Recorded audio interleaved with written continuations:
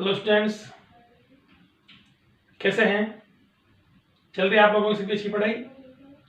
हम पढ़ रहे हैं वर्त और वर्त से संबंधित क्षेत्रफल और उसके अंतर्गत कुछ अभ्यास प्रश्नों को देखते हैं हम लोग। देखिए सवाल, वर्त के चाप द्वारा केंद्र पर अंतरित कोण।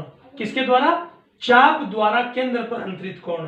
तो याद करो, देखें, अगर चाप केंद्र पर अंतरित कोण करता है तो उसके द्वारा किसका क्षेत्रफल निकलता है? त्रिज्यीय खंड का। किसका निकलता है भाई? त्रिज्यीय खंड का। तो चाप द्वारा केंद्र पर कोण थीटा, तो ये त्रिज्यीय खंड की बात कर रहा है। तो वर्त के चाप द्वारा केंद्र पर अंतरित कोण 50 डिग्री है।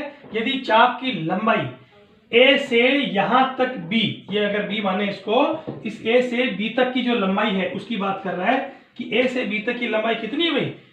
ए से बी तक की लंबाई 5 पाई हो तो चाप द्वारा बने त्रिज्यीय खंड अर्थात ए बी, इस चाप द्वारा जो बना त्रिज्यीय खंड है, दो त्रिज्याओं के बीच में, उसका क्षेत्रफल ज्ञात करना है। तो देखो हमें क्या दिया हुआ है? वर्त के चाप की लंबाई 5 पाई दी हुई है, अतः हमें त्रिज्या निकालनी है, क्योंकि ऐसी स्थिति में उसकी त्रिज्या दी हुई नहीं है। तो देखिए वर्त के चाप की लंबाई का सूत्र क्या होता है, याद करो। देखिए चाप की लंबाई बराबर 2 पाई आर गुणा थीटा बटा 360। तो यहाँ इस चाप की लंबाई का ये काम ही लीजिए सूत्र। तो 2 पाई आर गुणा थीटा बटा 360 बराबर 5 पाई।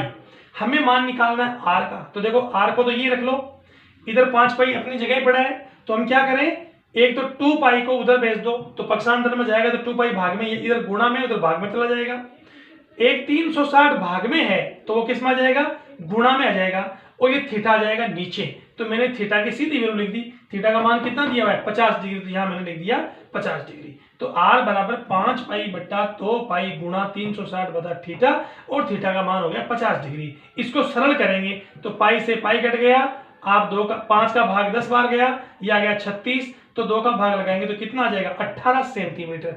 अतः इस वर्त की त्रिज्या कितनी हुई? 18 सेंटीमीटर। अब देखो बच्चों, इस प्रकार त्रिज्यीय खंड का क्षेत्रफल ज्ञात करना है। तो अब देखिए आपके पास में चाप की लंबाई हो गई और त्रिज्या आ गई। तो याद करो सूत्र, a बराबर 1/2 गुणा त्रिज्यीय खंड का क्षेत्रफल के लिए चाप की लंबाई गुणा त्रिज्या, चाप की लंबाई गुणा त्रिज्या। इस प्रकार से आप इसको काम में ले सकते हो। चाप की लंबाई गुणा त्रिज्या, चाप की लंबाई और इस वर्त की त्रिज्या, इसको आप काम में ले सकते हैं। अतः a बराबर 1/2 गुणा l गुणा r, 1/2 गुणा l का मान, चाप की लंबाई कितनी है? 5 पाई। तो 5 पाई गुणा त्रिज्या कितनी निकाली? 18। इसको सरल करेंगे तो देखो 18 पंजे 90 पाई, और भाग लगाया 2 का कितना हो गया? 45 पाई।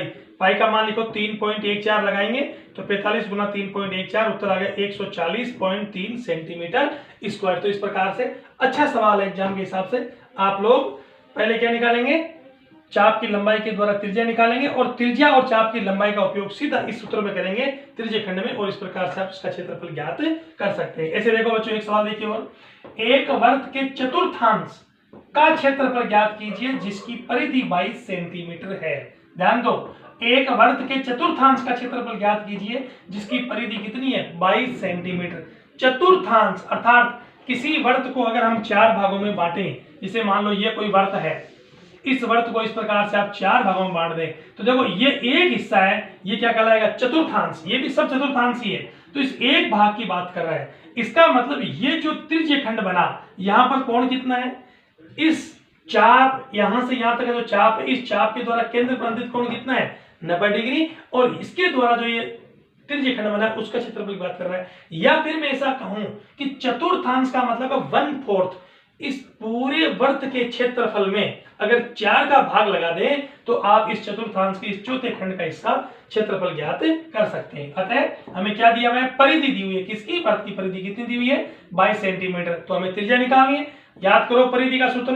तो वर्त का जो परिधि का सूत्र क्या होता है? 2 पाई r। तो यहां लगाइए परिधि 2 पाई r बराबर 22 सेंटीमीटर। देन r बराबर 22/2 पाई, 2 का भाग चला गया 11 बार, और पाई को आप सरल करोगे तो क्या लिखोगे? 7/22, क्योंकि 22/7 है, 7 ऊपर चला जाएगा। इस प्रकार से इस पूरे को सरल किया, 7/2 आया, तो r बराबर 3.5 सेंटीमीटर क्या आ गई? इस वर्त की त्रिज्या आ गई। हमें निकालना चतुर्थांश का क्षेत्रफल, चौथा हिस्सा। इसका मतलब वर्त के क्षेत्रफल में 4 का भाग लगा दें तो आपके पास में इस चतुर्थांश का क्षेत्रफल आ जाएगा। तो पाई r² बटा 4 बराबर मान देखो इसका पाई का मान 22/7 गुणा 1/4 गुणा 3.5 का होल स्क्वायर, क्योंकि त्रिज्या कितनी है 3.5 सेंटीमीटर, तो स्क्वायर कर दो। इसको सरल किया हमने तो हमारे पास में इस चतुर्थांश क्षेत्र में कितना आ गया 9.625 सेंटीमीटर स्क्वायर। तो बच्चों इस प्रकार से आप इन सूत्रों का उपयोग करते हुए किसी केंद्र चाप द्वारा केंद्र पर अंतरित कोण के लिए जो त्रिज्य खंड बनता है उसका क्षेत्रफल ज्ञात कर सकते हैं, चाप की लंबाई ज्ञात कर सकते हैं, या वृत्तखंड का क्षेत्रफल भी ज्ञात कर सकते हैं। धन्यवाद।